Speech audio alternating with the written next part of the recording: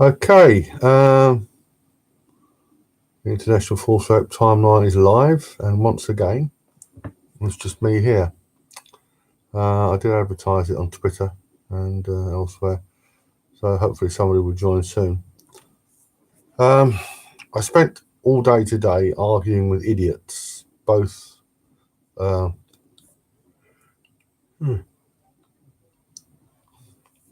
first online, then in the flesh, then online again. It isn't something I can talk about at the moment, but I will incorporate it into this series when I talk about the grand conspiracy and the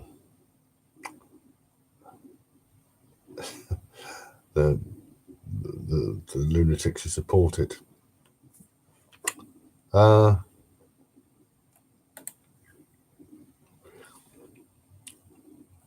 Which is very disappointing. Some live streams get hundreds or even thousands. I get none. I don't know what it is. Anyway, we'll kick off, and this will be archived, and people can access it. The subject of this full soap timeline is one other thing.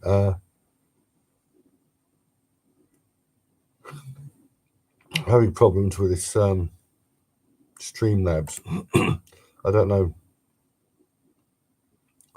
I don't know how relevant it is, but Streamlabs is. I really don't understand this, but I'm live with YouTube, so I'll look into that. Right.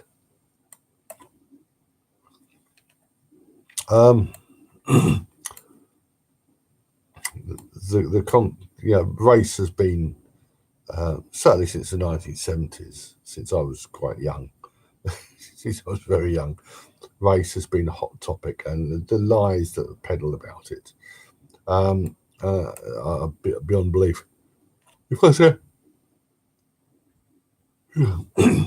not as tired as I sound. I'm taking painkiller. I'll take another one later. Right. Race has always been a hot topic. So is rape, of course, and we've had a lot of talk about rape on both sides of the Atlantic, and in the past few years, in America you had the Cosby case, and you got this lunatic Me Too movement worldwide. In the UK, you had Operation U-Tree, which I discussed in a previous video, which was started by the posthumous witch hunt of Jimmy Savile, and then they attacked celebrities left, right, and centre, appealing for people to come forward and make allegations. And of course, if you do that, people will crawl out of the woodwork to do it.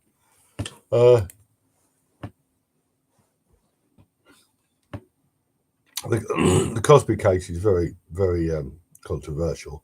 This guy's in jail at the moment. Most people think he's a serial rapist. If you watch my video, I'll post a link here. If you watch my video, The Prior Bad Acts of Gloria Allred, it might just change your mind. I doubt this will show up on. Try to post it on here as well. It's I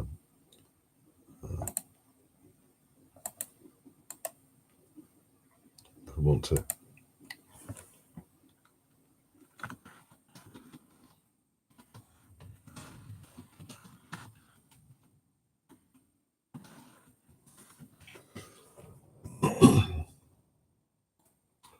Thanks. Well, no, there's something terribly wrong with that. Right.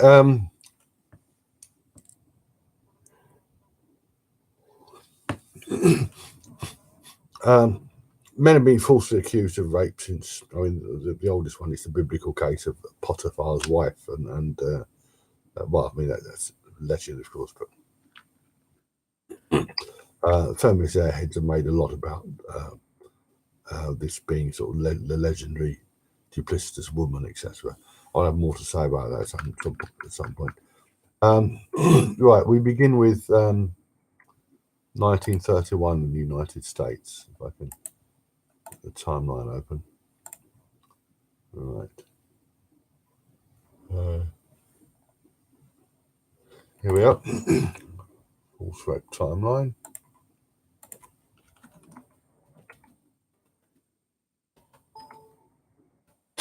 Right. 1931. The United States, 1931. There were three controversial cases, rape cases. Two of them of alleged gang rape.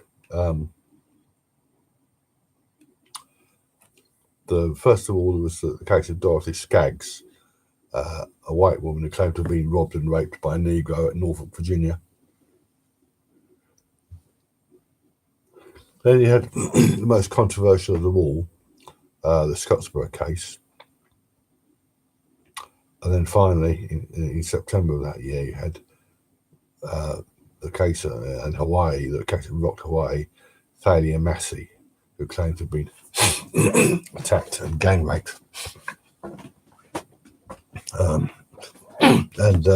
in fact, a man was murdered as a result of that. It was an absolutely disgraceful case in some ways, more than, or at least every bit as disgraceful as the Scottsboro case. The Dorothy Skaggs case is fairly straightforward. She was a married woman. She claimed to have been attacked, robbed, and raped. And shortly, a man named William Harper was arrested on an unresulted assault charge, and he confessed. Tried later that month. They didn't hang about in those days. They didn't hang about here either. I mean, somebody could be accused of a murder, tried.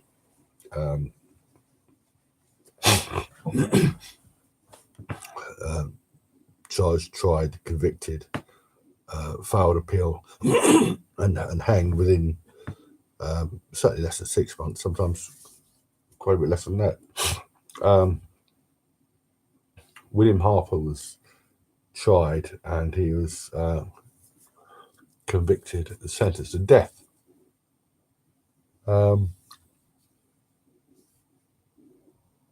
His lawyers moved for a new trial. I've got somebody here. I'm talking about William Harper, 1931. His lawyers moved for a new trial, which was granted. And by the time this was started, there was masses of new evidence, including from a bloke named Kidd, who was. The bottom line is that Dorothy Skaggs was playing away, and Harper was cleared, and she was indicted for perjury. I'll deal with the Thalia Massey case first. The next.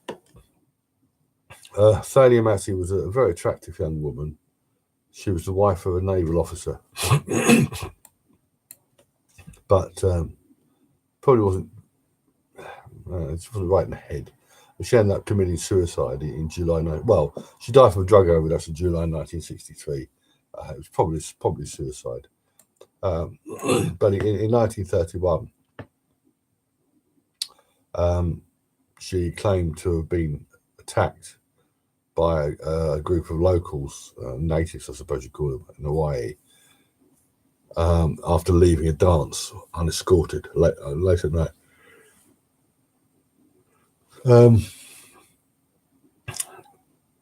This was a very dubious case. There is there's a documentary on the case which places from a race angle, of course. and it resulted in the murder of one of the alleged gang rapists, and it was quite scandalous.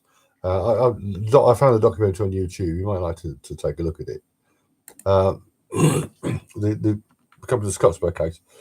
This is by far the most notorious, certainly the most well-known case from 1931. It began with, bearing in mind this was the Great Depression, and there was a group of young Negroes hoboing on in those days. I don't think I can do this now, but because of security issues. But in those days, hobos used to jump on the freight cars of trains and travel from state to state. A group of young Negroes, they're called the Scottsboro Boys. They were boys. The youngest was, I think, 13. And they were hoboing, and they got into a fight with two whites. And 7-2 is not good odds, obviously.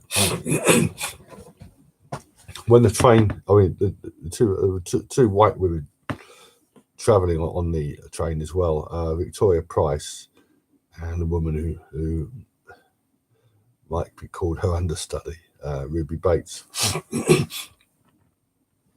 Price, she was a young woman, but she'd been, I think, married and divorced twice. And she was not the sort of girl who else. Another person here. Hello.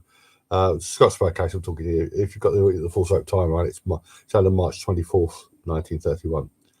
I'll post a link for you.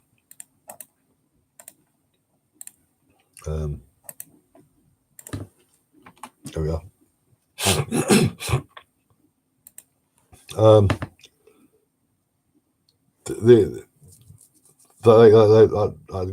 train got to Peyton Rock, Alabama, and the two white girls cried rape, and the Negroes were arrested. In those days, I mean, white women and you read a lot of stuff about this, how it's the racist system.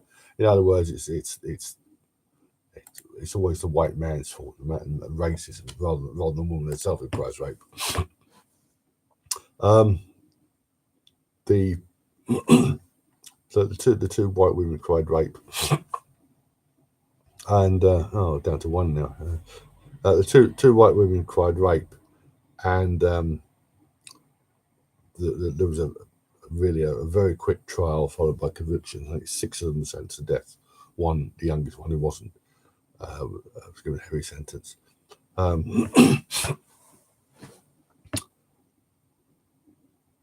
This was so two. Hello again, or hello. This was so absolutely outrageous that the judge, they had a very good judge, Judge Horton.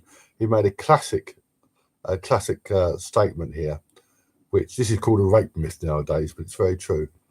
History, sacred and profane, and the common experience of mankind teach us that women of the character shown in this case are prone for selfish reasons to make false accusations both of rape and of insult upon the slightest provocation, or even without provocation, for ulterior purposes. So the judge was telling the jury that these women were lying.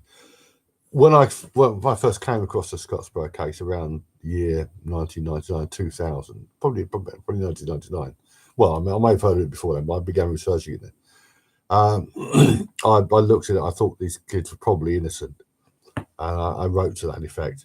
The more you look at the case, though, the more obvious it becomes that they were fitted up, and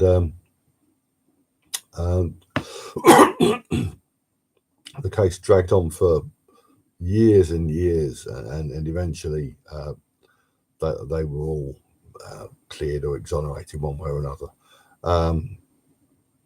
What happened was Ruby Bates quickly retracted, and there was a retrial, and the prosecution rightly pointed out that she came to court very well dressed, and that she was being backed by big money, big money so-called civil libertarians who were using this as a case as an example. And you can understand the prosecution being a bit vitriolic, but if they'd examined the physical evidence of as if they'd taken into consideration the nature of the allegations and was it physically possible to happen, the prosecution wouldn't have proceeded. I hope it wouldn't have proceeded nowadays. Victoria Price died in the 1960s. She sued for libel at some point and lost. I think it was a TV station. And she was a very sort of reprehensible person. I know it's very easy to judge people from sort of lower classes who do bad things, but we have to so bear in mind this was a depression. But having said that, I mean to cry rape and to put a death sentence on these kids was very, very bad. Whenever you read about this case, whenever you read about it, it's always that you'll always find the racial angle to it. It's always about racism. But really, this was a false allegation by two women, principally one woman, who and it should be seen as that false allegation of rape, not the race angle.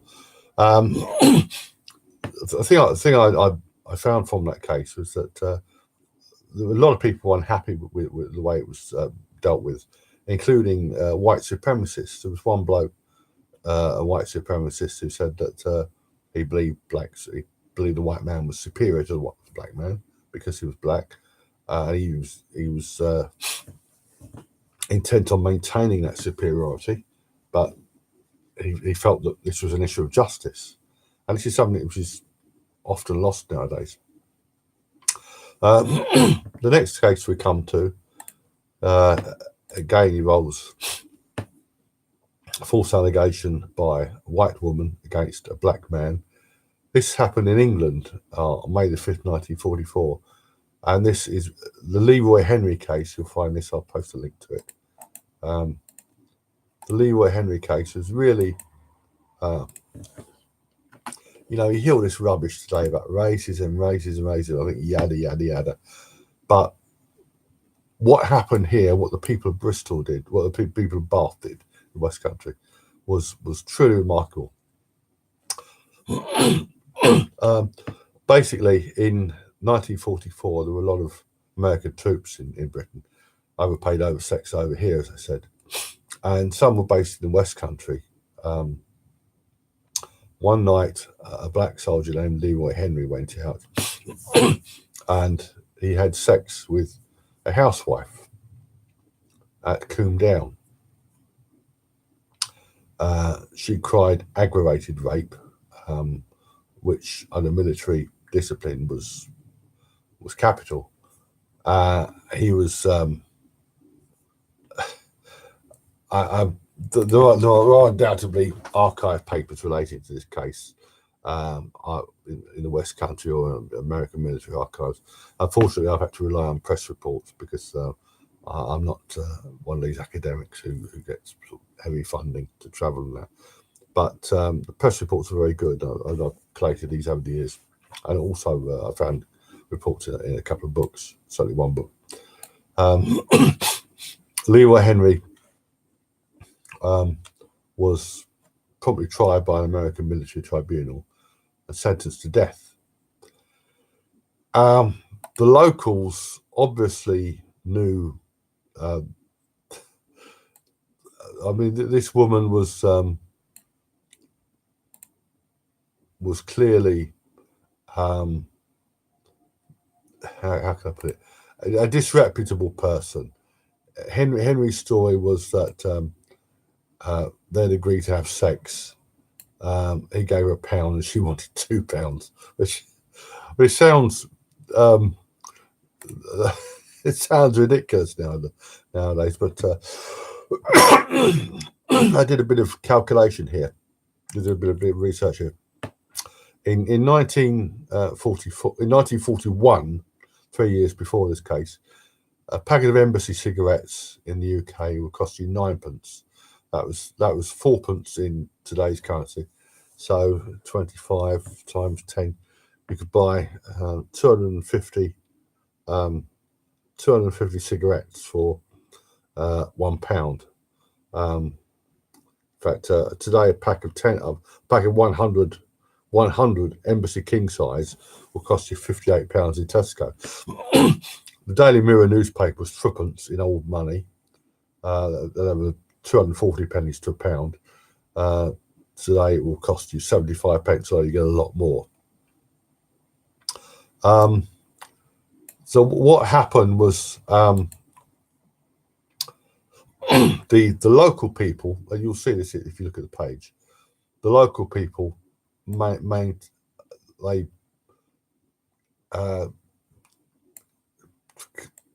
set up a massive campaign, bearing in mind this was during the bloodiest war in history, and the people of Britain, which was then overwhelmingly white, set up a campaign to reprieve this one black soldier, or coloured soldier as he was known then. They selected a petition which was signed by 33,000 people, and the death sentence was actually quashed, and Private Henry was sent back to his regiment to serve. And it's truly remarkable. Whenever you hear airheads talking about the evils of racism, especially in Britain, tell them to look up the Leroy Henry case. It's absolutely amazing. The people of Britain should be proud of that case. As with the Somerset case of 1776, slavery was kept aboard a ship. Right, this brings us to we come up to 1984 now, with the publication. We're going to need to do a little bit of politics here.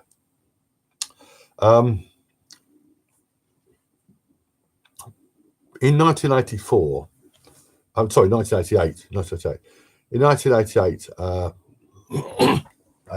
an American academic named Peggy Maxwell wrote an article, lengthy article about so-called white privilege, unpacking the invisible knapsack of white privilege, and she basically believed that every white person in America and everywhere else had this privilege because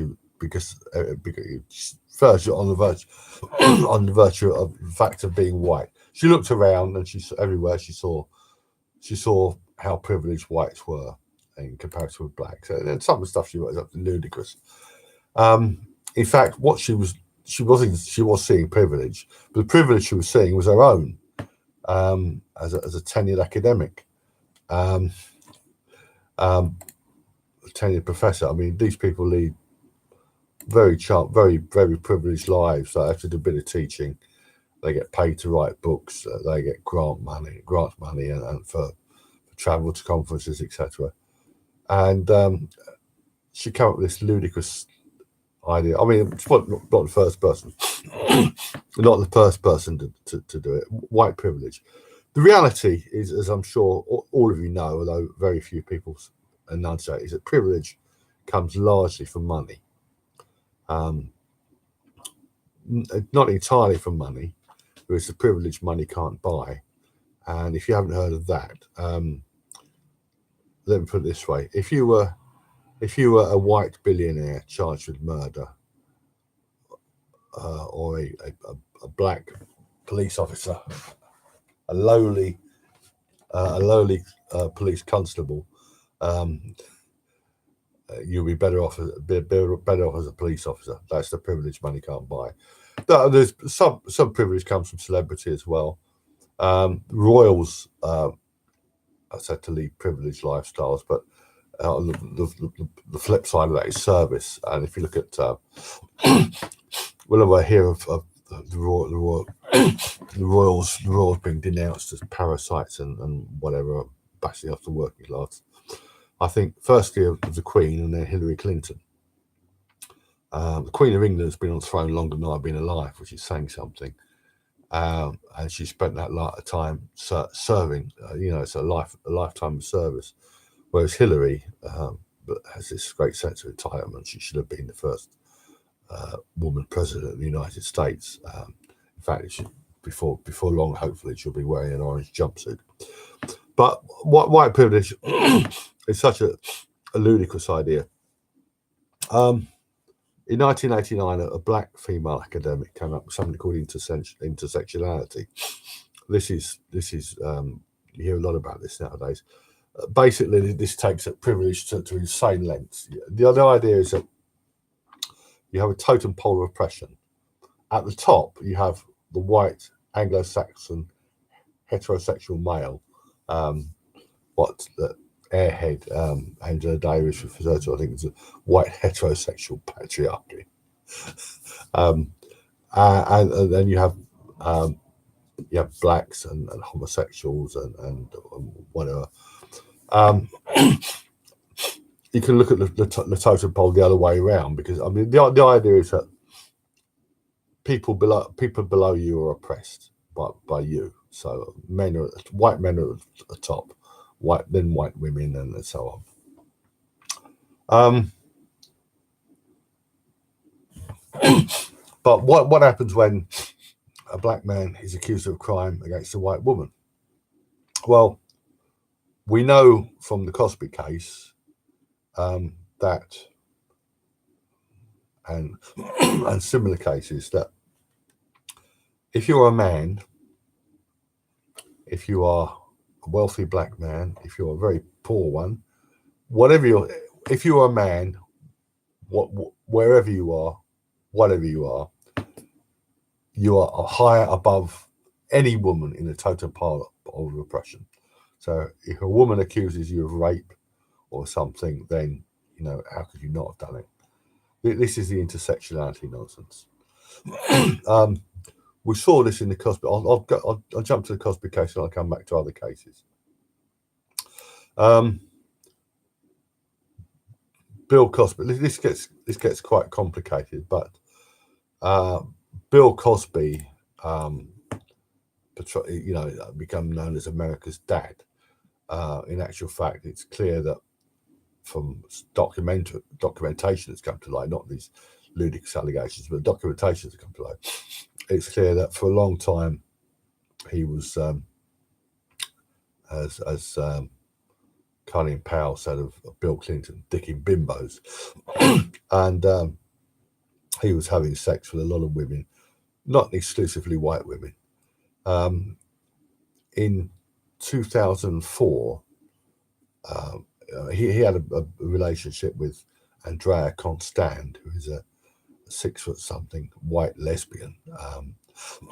She was a basketball player. She failed to get into the national team, but only just. I mean, she's got all the physical characteristics of it. Very strong, athletic. She became director of operations at Cosby's alma mater, Philadelphia University, and he became her mentor.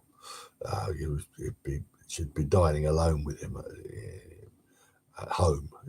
Where was his wife? She went places. His mentor, yes, her mentor, yeah. In 2005, Constant filed an allegation against Cosby, claiming that he drugged and raped her, or drugged and interfered with her sexually, digital penetration. That allegation she waited a year to bring that allegation, and she'd been doing all sorts of things in between. The district attorney declined to bring charges, rightly in my humble opinion, saying there wasn't enough evidence. Cosby honestly but foolishly admitted giving her tablets. He said they were Benadryl, and I think probably what happened here is that she'd been drinking, but perhaps heavily, and maybe there was an adverse reaction with the drugs, and she ended up lying down on his couch, and there was some sexual activity, which he may have thought was consensual, but she didn't, or she reinterpreted later, months later, because she was a lesbian, and lesbians do have sex with men. And it may be. I mean, if Cosby had denied giving her Benadryl, the whole thing would have gone away.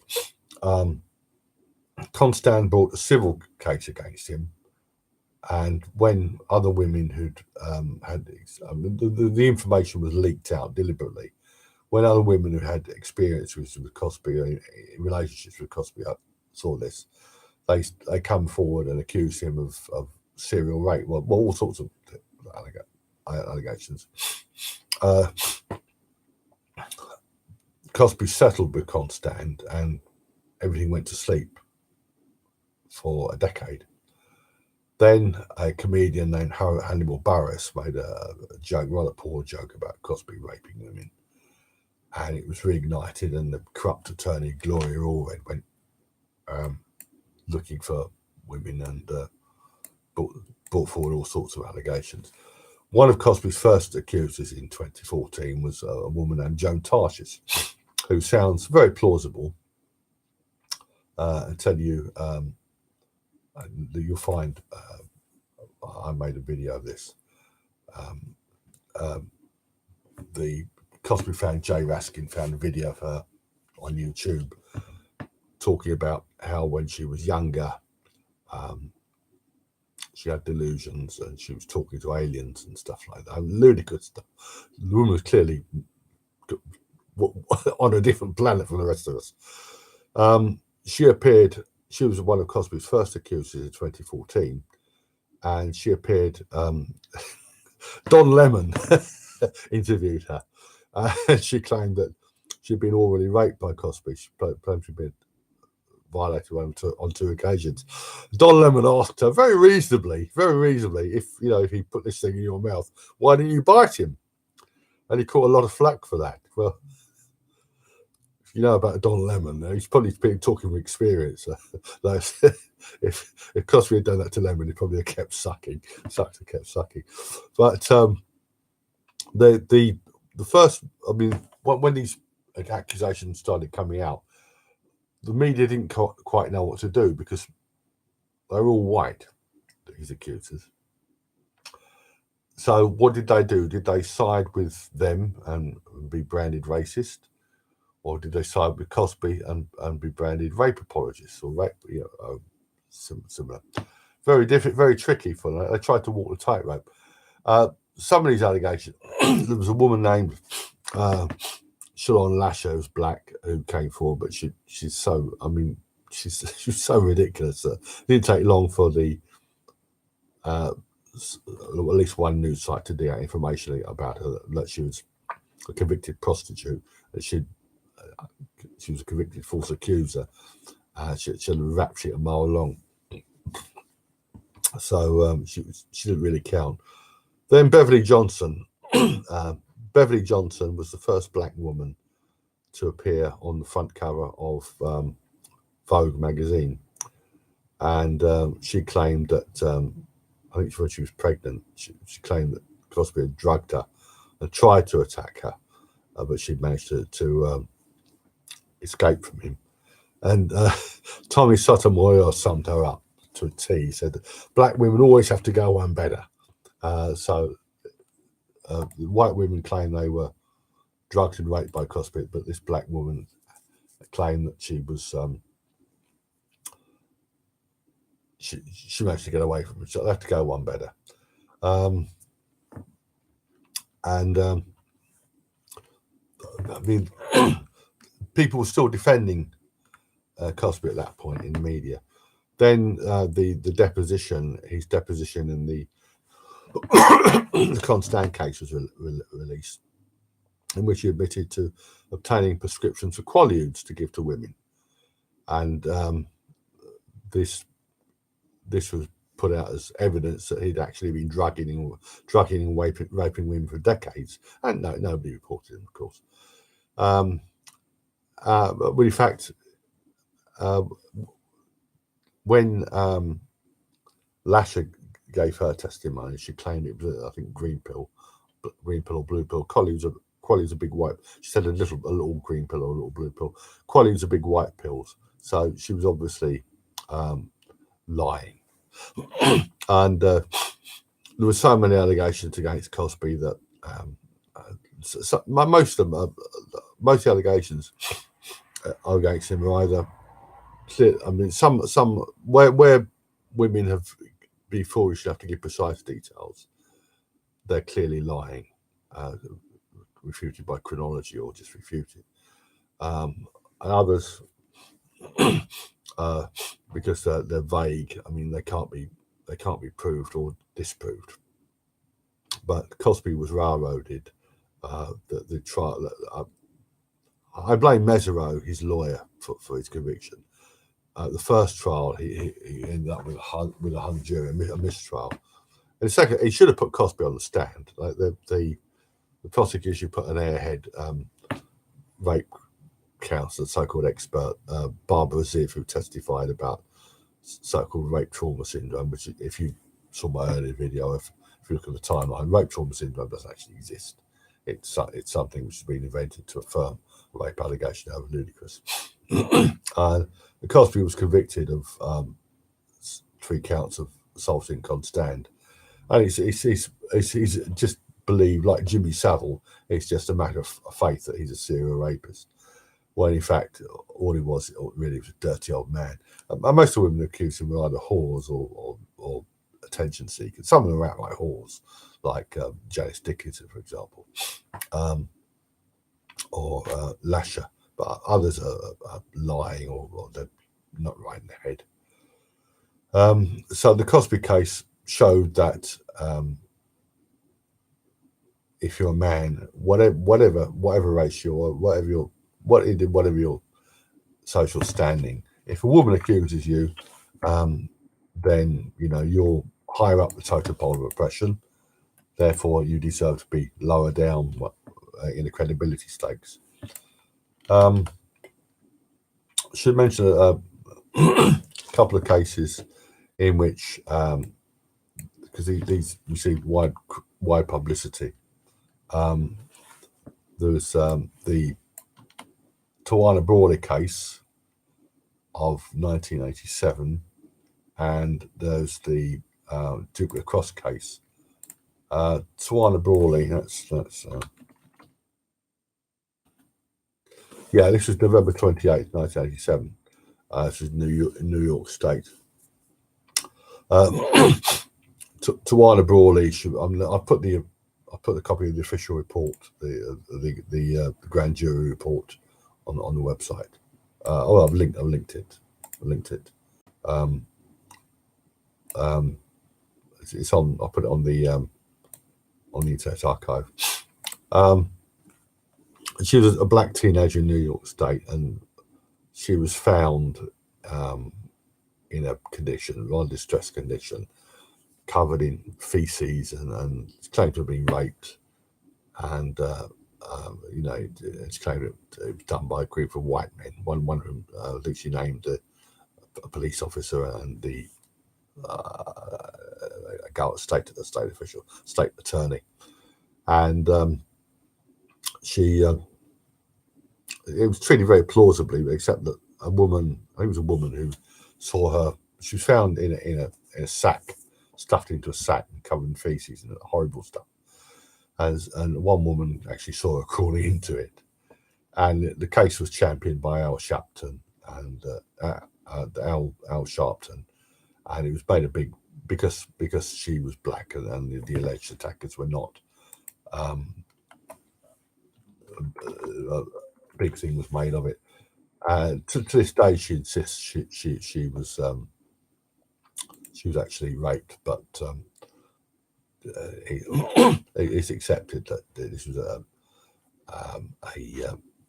no such thing. It was a hoax. The attorney involved chased Brawley, and he got a judgment against her, and he garnished her. She was working as a nursing assistant or something.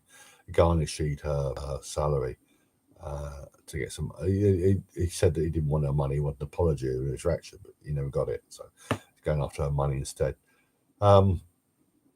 At the end of the day, Tawana Brawley was a 15-year-old kid, and I think the people to blame.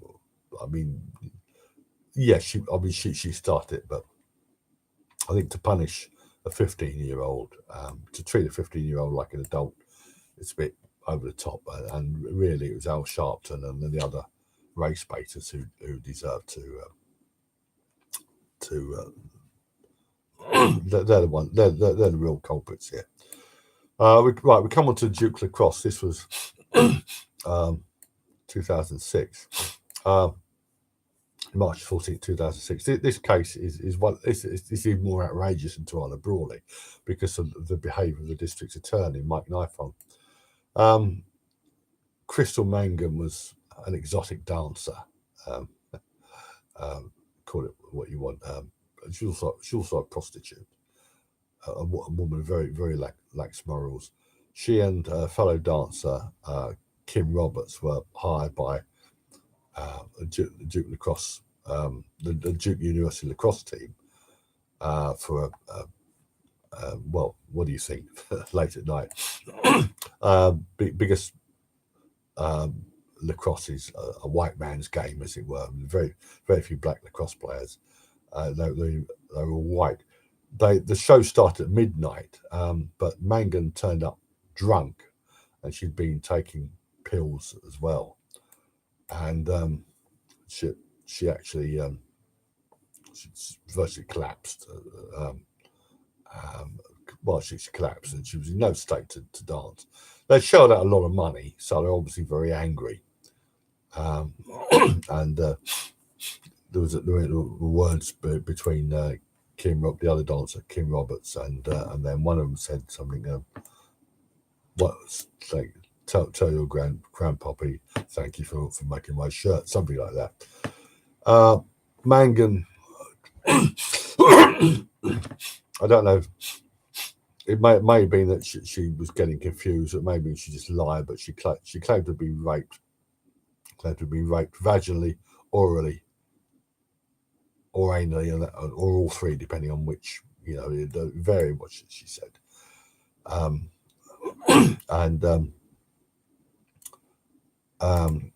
This was taken seriously. The district attorney, Mike Nifong, was up for re-election. In America, they have elected officials, elected judges, elected district attorneys. In the UK, they're appointed. I think it's much better if they were appointed, but he decided to make a big thing about it. He ended up suppressing evidence. But when the DNA evidence came back, it showed that she'd had intimate contact with 4 males, none of them the men she'd accused. And that's how she's obviously a total slapper. But what happened was that there was an immediate campaign by Duke Lacrosse students and staff, disgracefully, attacking these white boys who violated this poor woman of colour, and they're all left with egg on their faces. Mangan was not prosecuted, and she went on to murder her lover, a black guy, Reginald Day, who was a decent guy, stabbed him to death, and she was sentenced to a maximum of 18 years. I mean, it's 18 years is a long time, but probably not enough. These cases, all these cases, they're played as they always have to be about race, which means that you blame the white power structure rather than women taking responsibility for their actions, for their misdeeds. It's always got to be find a way of blaming it on a man. Another case. This was from 2010. This is amazing. Mary Ann Morin claimed to have been. She was a black woman. This was July 19, 2010. She claimed to have been attacked by 5 black men at Portland, Maine. The following day, she recanted. And even then, they tried to present this as racism, internalized racism. No, this was a young woman who falsely accused 5 apparently imaginary black men of sexually assaulting her. And you have lots of black women have come forward. Simone Sanders, the TV pundit who could eat asparagus sideways, who's seen her with a big mouth, she's a caricature. She claimed to a bit. She didn't name the guy who sexually assaulted her, but she said when she was younger and she had too much to drink, she was sexually assaulted by some guy. I think they've narrowed it down to either Jose Feliciano or Stevie Wonder. Zelina Maxwell. She's a journalist, so-called. She claimed to have been raped. I found no record of her reporting rape, but she claims to have been raped. Melissa Harris Perry. She's another black woman with race on the brain. She came out with an incredible statement. She said that, and which Colin Flaherty picked up on. You know, Colin Flaherty, who does the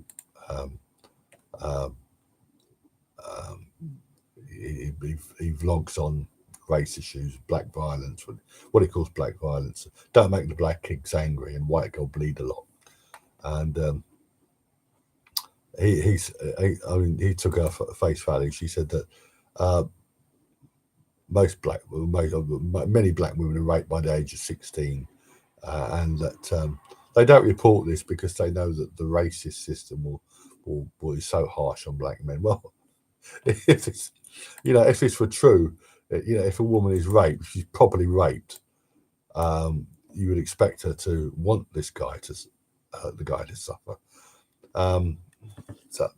So I mean, the whole whenever you hear about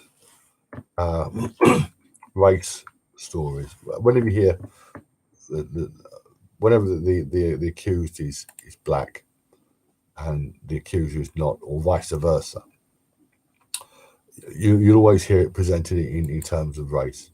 The idea is to blame racism, in fact, the bias white criminal justice system, and it's again to use this as an attack on due process.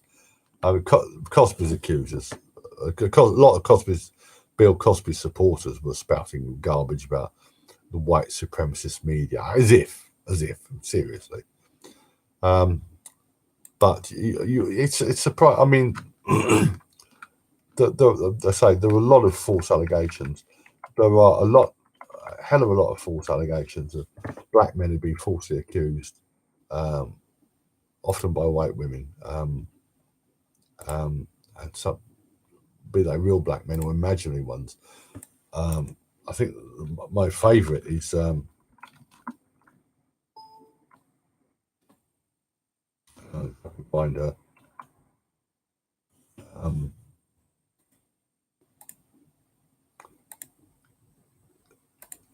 Sister Turcott, I think her name, Turcott. Yeah, January 22nd, 2011.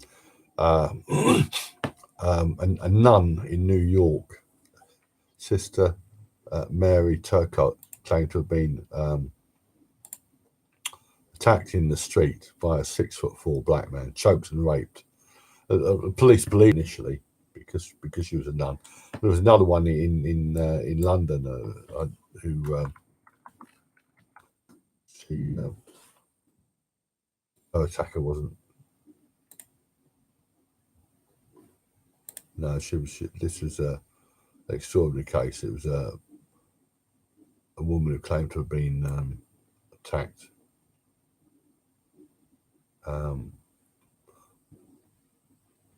No, I mean, it was absolutely. She actually faked an attack. No, the phantom attacker wasn't black there, but I mean, this is whenever you hear these stories, you have to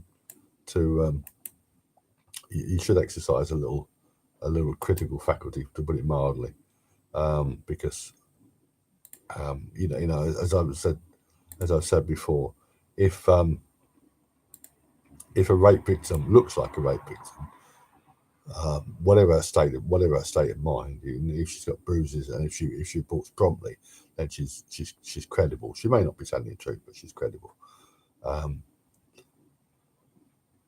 So I mean if you take a gander at the false rape timeline, you find a lot of cases here. There's the case of Katie Robb, who claimed to have been attacked by 4 black men, and that's some female academic or student read a long paper about that. Any 4 black men will do. No, I mean, this get it right. This is a woman falsely accusing a man or men, be these men real or imaginary. So anyway, take a look at that. Again, I'm very disappointed that hardly anybody's turned up for this timeline. I will be continuing them, though not weekly. I'm doing something today. I can't talk about it, but as I said earlier, that'll be the subject of another video. I can't talk about it at the moment for legal reasons.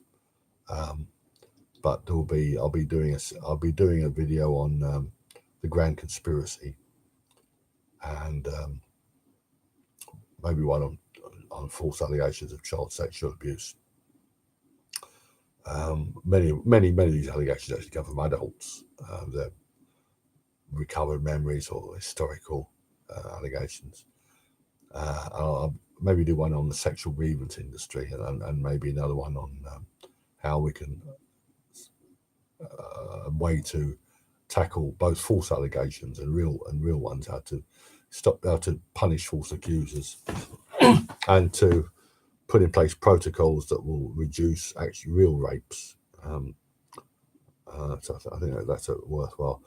Well, thank you for the 2 of you who are here. I'll put this online. Probably. Well, I'll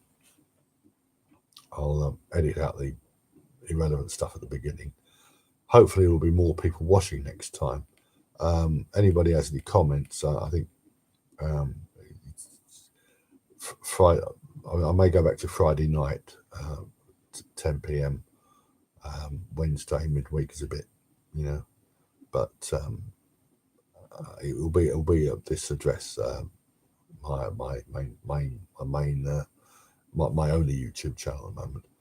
So thank you for coming anyway, and I'll put this online in due course, and hopefully it'll be a better turnout next time. But please share, and please also share the links for the false rape timeline, because the enemies of freedom never sleep, and some of those enemies are women and their male collaborators, who are foolishly want to destroy due process to make any allegation of rape irrefutable, however ludicrous it is. So anyway, thank you for coming, and there'll probably be another timeline, another false rape timeline hangout within a couple of weeks.